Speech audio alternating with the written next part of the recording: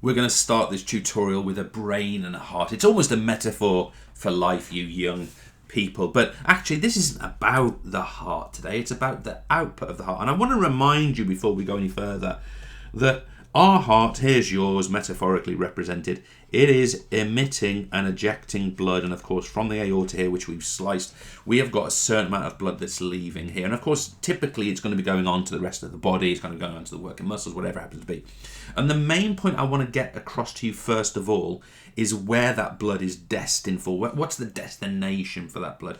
And the big idea of this is that the blood is the delivery mechanism of resources around the body. You've studied in biology, for example, that multicellular organisms like human beings, they need delivery networks to get resources to all cells, right? Well, of course, that's what the blood's doing. So where is this blood going to once it departs the heart? And we're going to look first of all at rest. That was meant to be yellow. We're going to first of all look at rest conditions. At rest, where is this blood going? So first things first, I want to consider the notion, let me use a bit less of a dark colour than that one. I want to consider the notion of other organs. And let me be clear what we mean by this.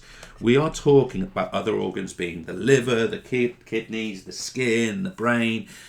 How much of this blood, of this stroke volume leaving the heart per minute cardiac output, how much of it is going to these collective organs? In other words, other than the muscles. And I'm going to stress to you that at rest, this is 80 to 85%. Now, if you consider there's about 5 litres of blood at rest, now we've got, you can calculate that if you want to, we've got that notion of about 4 litres of that is going to 4 to 4.25 litres is going to other organs, not the muscles.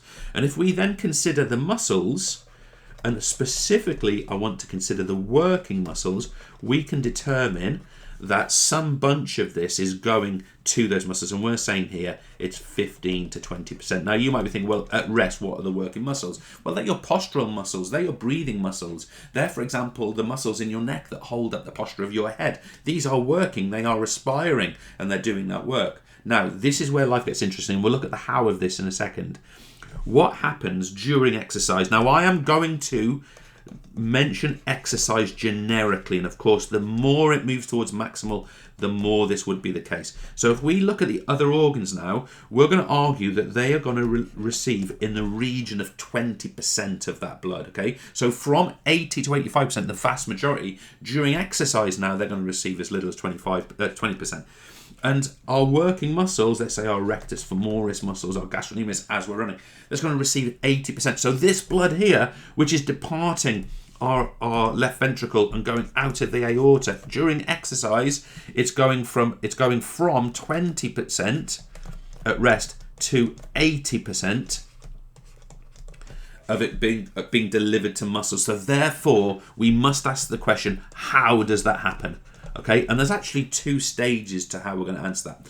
The first one is that we have blood vessels who are specialised in the achievement of this. So if I'm just going to switch to here and I'm going to go into my circle what I'm going to do here for you folks, I'm going to draw a blood vessel, and I want you to be aware that this blood vessel here, as I draw it in, this blood vessel here, here's its outer layer. Now what we're going to do is we're going to draw this little bit here. This is the muscle, and we'll do one more tiny little bit, and this is going to be like the inner layer. Please notice the inner layer is not actually green. But the point I want to make to you folks is that if I fill this layer up here, that layer there, that is what we would describe as smooth muscle. Let me use a different color to annotate that. That there is smooth muscle. Okay, so that smooth muscle has a capacity to vasodilate,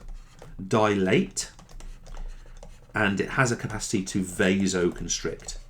Okay, so if you consider, and by the way, if the level of constriction, dilation, how tight the muscle is, this is what we refer to as vasomotor tone, the level of that. Okay, vasomotor tone. It's a nice word for you to include. Now, the point I want to make is that, of course, when the smooth muscle vasodilates, it relaxes and moves outwards in this direction.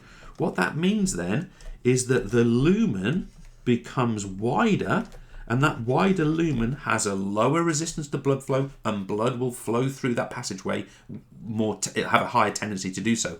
So can you recognise that these arterioles, which means nothing more than a smaller artery, can you recognise that these arterioles at rest, leading to the other organs, are vasodilated? Well, what about here to the working muscles? Well, what we'd find here is they would have a higher level of constriction. So if I was to just bring my circle tool back in for a second, if I was just to bring my circle tool back, where's it gone? There it is. And I was to say, right, okay, we're going to put that here, and we're going to sort of bring it in. What we'd be saying now is that we would now have, I didn't mean to do that, we would, just bear with me a second, I didn't actually draw that one out, so let me draw that in.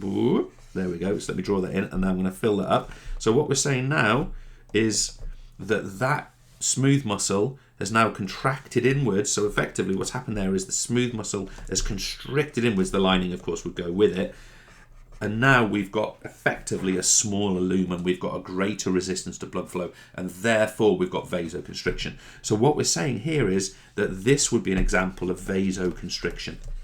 Now, when we start to exercise, and I'll explain how this happens in a second, exactly the opposite happens. We get vasoconstriction leading to the other organs, increasing pressure, decreasing blood flow, and we get vasodilation to the working muscles, so more of cardiac output can be distributed or redistributed to that environment. And that simply happens through the dilation and constriction of these arterioles. Now, that's all well and good, but there's another side to this story as well, and that is that these arterioles, they lead somewhere, and effectively these arterioles lead to capillary beds. So imagine that this is an arteriole bringing blood in this way. Here's our capillary bed going in here, and then it kind of branches into all kinds of branches here in the actual capillary bed. And then eventually these capillaries, they deoxygenate. And then over here now, we're getting the leading in of this blood now into what we call a venule, now a deoxygenated blood leaving. Now notice here that what we've got is we've got a tissue, we've got a capillary bed, and of course what's happening is that the oxygen of the oxygenated blood is being dropped off at the actual capillary bed of, let's say, the liver, of, let's say, the muscle, of, let's say, the skin. But this is the really important point, folks. These capillaries have circular muscles around them, here, here, here, here, here, here. Now the way this works is, if these circular muscles, if they constrict inwards, then what happens is our blood flow, all it can do is go through the central avenue through here, and then out and back through the venule to the veins, and then back to the heart. In other words, we get far less exchange taking place here because the blood is shunted through. Okay, the blood is shunted through. And this happens, these circular muscles here, these are called pre-capillary